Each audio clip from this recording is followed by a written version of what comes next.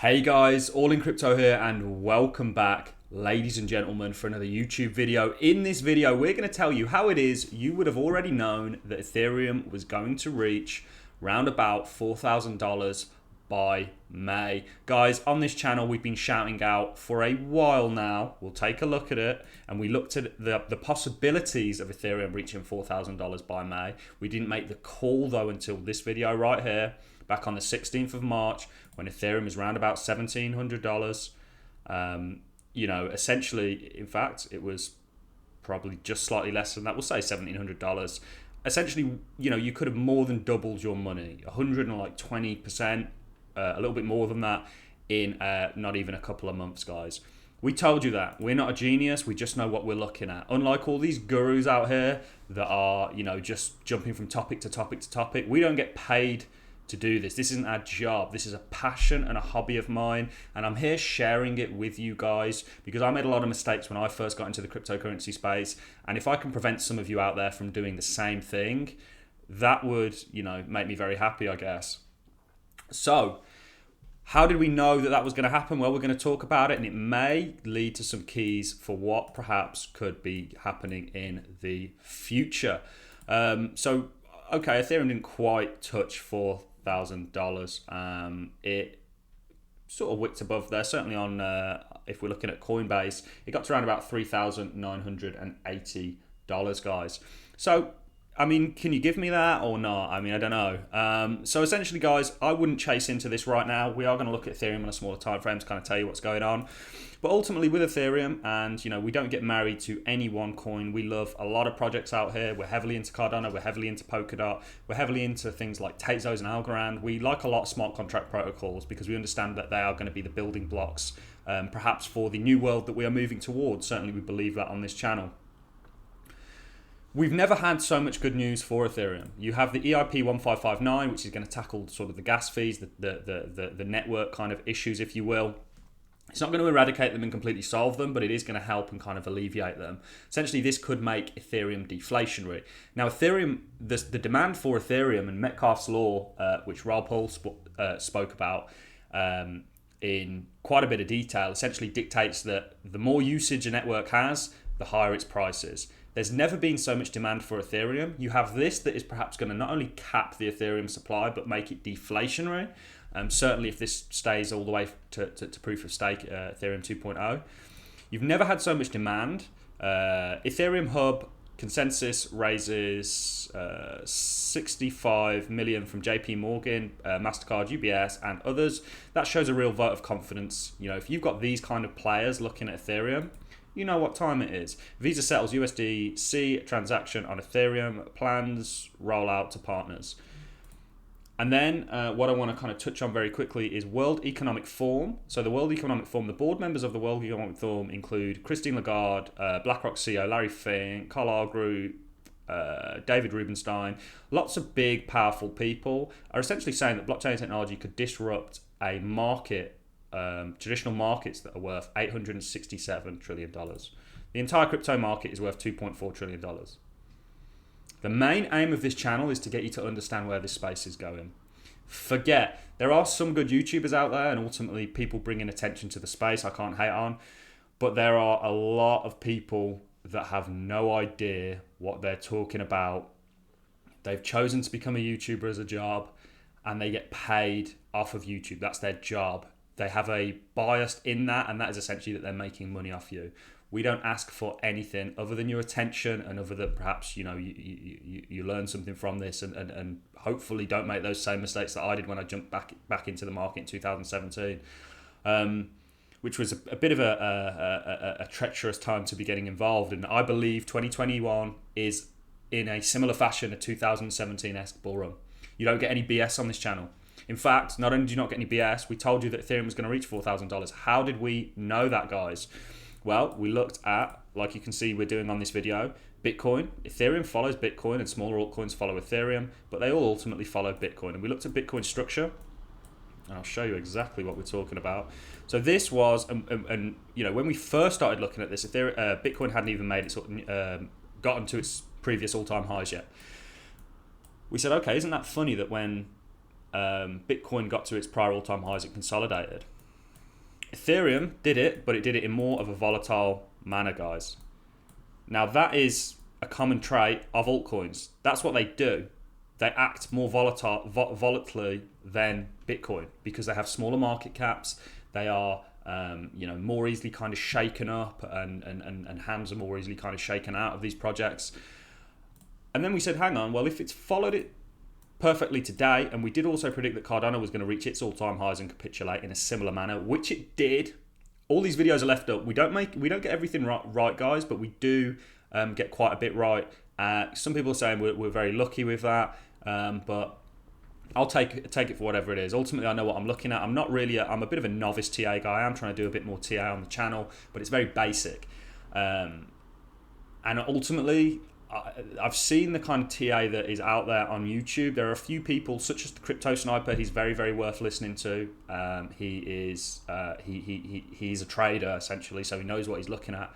But ultimately, I'm a macro investor. I'm a value investor. I know where this space is going. We speak to you about a new world, and this is just another testimony. This article that we spoke about in greater detail yesterday, to the kind of direction that we are indeed moving towards, guys. Ultimately, blockchain technology is exceptionally disruptive. We looked at the Amazon stock in the dot-com boom. We looked at Bitcoin, how there's exact similarities. And ultimately, we have a financial system that in a lot of ways is already suffering. The fiat money and the value system that your government dictate that you use essentially is, there's chinks in its armor. And blockchain technology, certainly if you look at the fact that Satoshi knew what happened in 2008 and essentially was one of the reasons he created Bitcoin, you can see how, I came to this space for the money, and I'm now in it because I'm absolutely in love with the possibilities that blockchain technology actually bring to, all of us as human beings, and the freedom aspect that they can kind of onboard. That's enough of me romanticizing this space, but ultimately, yeah. So we looked at, this is Bitcoin. We said, wow, aren't these following each other very, very well, and why do they follow each other? Well, the whole market still follows Bitcoin. Bitcoin is that first port of money, and then it trickles down to the smaller alts, and you see that. And then we said, hang on, so if it's followed it today, we must have this next leg to come. We said that. Go and watch the video, guys. If you don't believe me, the video's still up there. We told you that. How many people have given you price targets? We're not even TA people. We're macro investors. We know how this market moves. We understand the core principles, and ultimately we understand the overarching view that, like I say, we're moving towards a new world, a new financial system, and blockchain technology is at the helm of it. These projects are going to appreciate in terms of price as a result of that. I want to help as many of you get involved because I know what this can do. It's Sunday today. I hope you're all having a fantastic day and spending it with your families. Probably quite a few of you have got to work on a Sunday, so you can't spend it with your family and loved ones. There is an opportunity setting up in the cryptocurrency space that if you invest in the right projects and you know what you're doing, you can make life-changing money that will allow you to treat your loved ones the way you know they deserve to be treated. Money is one of the most... It's essentially a tool that your entire life revolves around. People go, oh, well, money's not everything. It's not this, it's not that. Believe me, in this day and age and the way things are being set up and the way that we live, go and look at, if you take a night out in any big city, you'll see that money's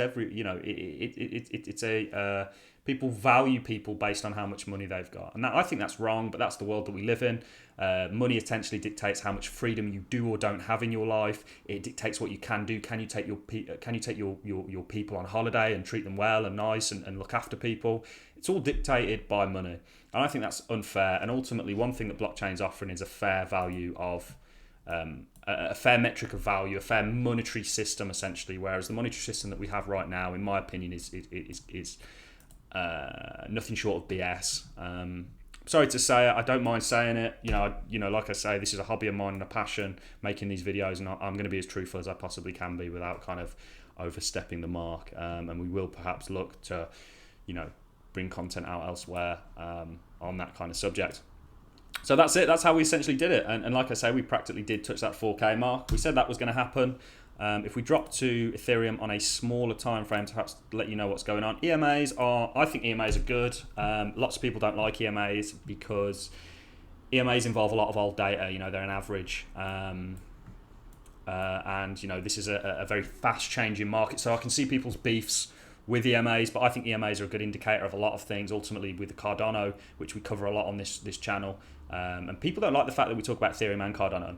We're in a lot of smart contracts. We do have favorites, which I'm sure are probably quite apparent to some of you out there that watch the videos, but ultimately, we're here to invest and make money, and also, we are here to partake in the renaissance that cryptocurrencies and blockchain technology is bringing to the world. So what I want to quickly do, guys, is I want to take you to a smaller time frame, then we'll wrap this video up. I've rambled on for long enough, but ultimately I hope you're getting the point here. You can see that the demand is ever increasing. You can see that we know the Ethereum network's slow. We know that it's expensive. Certainly if you want to use something like Uniswap and stuff like that, which I've done, you can have quite a hefty fee. I've certainly had some, I don't even like to look at my fees that I've paid on Uniswap. But you have a lot going on, guys, and I think this is great. I think you've got Visa. You've got so much interest for this space. You can't help but understand where it's going. And if we look at smaller timeframes for Ethereum, I would expect a consolidation period and a period of us perhaps pulling back. You're going to have something like this. We don't want just continued parabolic growth because you run out of steam. You want to take breaks. You want to onboard like a NASCAR driver or a Formula One driver, taking a pit stop to get a bit more fuel so they can cover a further distance. That's what you want to do. So on smaller time frames, guys, look how extended you are from these EMAs. On the weekly, you can kind of be. We are in a bull market. That's so apparent, But if we look at like a 4-hourly, we're still very overextended, and we kind of want an equilibrium. This EMA essentially acts as a bit of gravity. We would like to, this EMA to catch us up and us to do something like this for a while before we then make our next leg. And ultimately, we are going to continue to make legs upwards, in my opinion. I think Ethereum is going well over $10,000. So there is still a real value proposition to be had in Ethereum. This is not financial advice, guys. This is all just my opinion. I'm here to share it with you. I'm going to love and leave you on that note, guys. Get subscribed to one of the fastest and realest growing YouTube channels out there. We bring you content on a regular basis. If you've enjoyed this content, a like and a comment is always appreciated. And guys, I look forward to seeing you all in the next YouTube video. I hope you have a fantastic Sunday.